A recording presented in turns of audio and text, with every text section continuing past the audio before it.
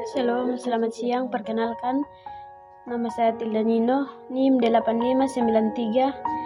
8593498841. Saya mahasiswa filsafat ilmu.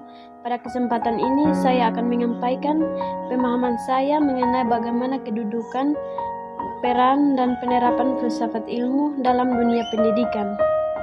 Baik, poin pertama, filsafat ilmu mengawasi dan memperkuat ilmu pendidikan.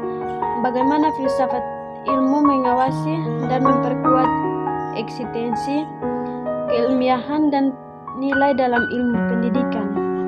Filsafat ilmu berfungsi sebagai fondasi sekaligus pengendali. Yang pertama, dalam hal eksistensi, filsafat ilmu menentukan hakikat pendidikan, tujuan, dan batasnya, sehingga pendidikan bukan sekedar kegiatan, melainkan sebuah bidang keilmuan yang jelas. Yang kedua, dalam keilmiahan, filsafat ilmu mengawasi secara berpikir, metode, dan proses pembentukan pengetahuan. Yang ketiga, penilaian. Filsafat ilmu menerapkan pendidikan agar selalu berperan pada etika, kebenaran, dan kemanusiaan. Poin yang kedua, pendidikan memperkuat perkembangan filsafat ilmu. Bagaimana pendidikan yang bermakna memperkuat perkembangan filsafat ilmu? Jadi hubungan keduanya filsafat timbal balik. Jika filsafat ilmu mengarahkan pendidikan, maka pendidikan adalah lapangan nyata tanpa filsafat ilmu diterapkan dan diuji.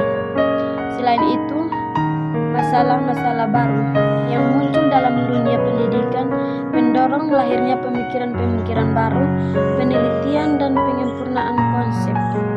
Poin yang ketiga, filsafat ilmu sebagai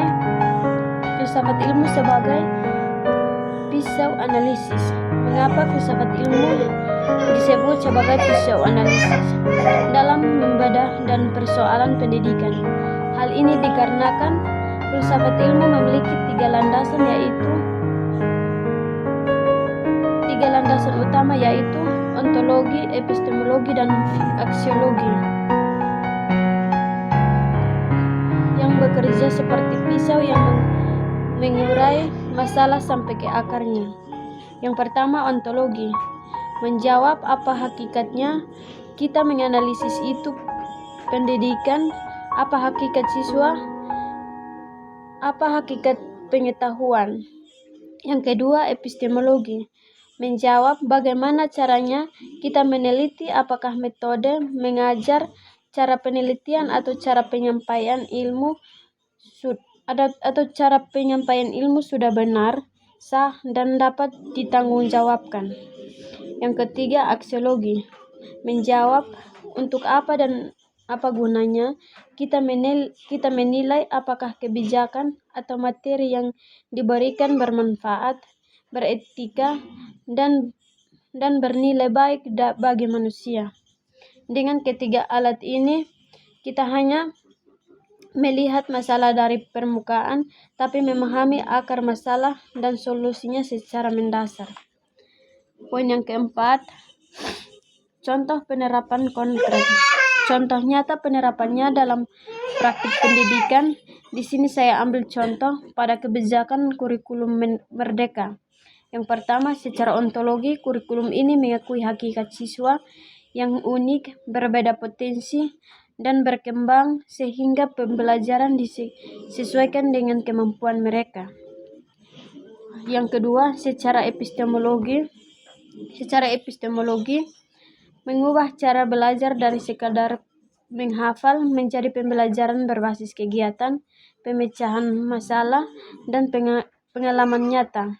Yang ketiga, secara aksiologi. Tujuannya jelas, yaitu membentuk karakter dan kompetensi agar pendidikan bermanfaat bagi kehidupan nyata. Kesimpulan, filsafat ilmu adalah nyawa bagi ilmu pendidikan. Terima kasih.